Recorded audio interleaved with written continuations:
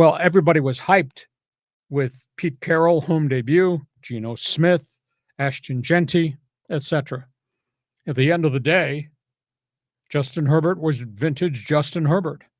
Gunslinger, making plays all over the field, running with the football, taking a couple of cheap shot hits and getting up and staring and glaring and going back to the huddle and make another great play. Justin Herbert was really a fierce playmaker. But the big storyline was the defense. What Jesse Minter has done cranked that sucker up with so many athletes they've drafted to run the field and run the system. Defense had 3 picks, 3 sacks, 5 hits on the quarterback, 9 pressures, and 6 tackles for losses on running plays. That's a hell of a night by the Charger defense. Geno Smith looks so freaked out by the pass rush, and it's just not on him, but he was throwing lollipops up there to be picked. He was late on his reads, late on his throws. That's why he got 3 intercepted along the way. They had 218 yards in offense. Nobody in modern day football has 218 yards in offense, but Jesse Minter's defense did that to Chip Kelly's offense, and Chip Kelly looked lost out there. Nothing he was dialing up was working in that game. And the Raider offensive line, which I thought was iffy to begin with, was awful. As the night wore on, they could not run the freaking football. Ashton Genty is a beast, but if there's no holes, you can only bounce off people so long. And he got stuffed and he got banged a great deal.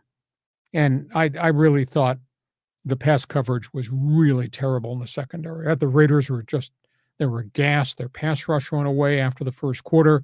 They couldn't cover. Chargers had receivers running all over the joint, etc.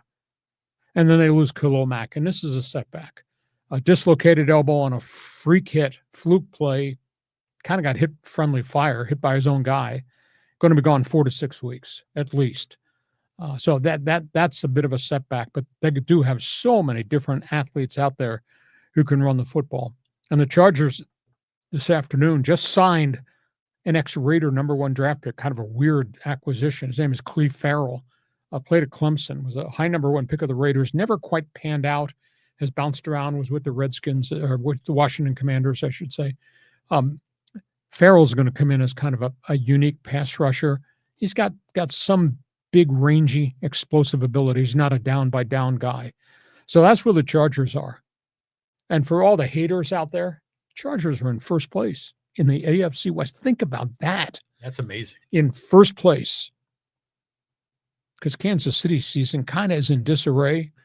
And the Raiders sure got a lot of work to do, despite Pete Carroll being there in Vegas.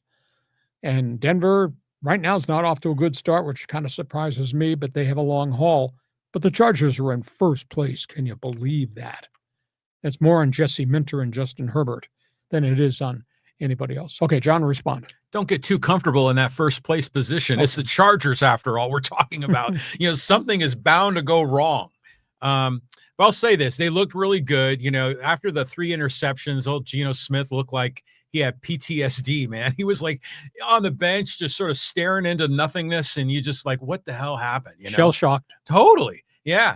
And you love to see Quentin Johnson making strides because, they don't have Josh Palmer anymore. And I was worried they didn't have enough receivers, but they're making it all work, and Herbert looks good out there. I mean, Omarion Hampton hasn't had an amazing game, but he usually gets about 60 to 80 yards, so isn't he something like that? No, he had a couple good carries. He pounded a few people. He also dropped the ball, and he missed 2 blitz pickups and really got the quarterback decapitated. Okay.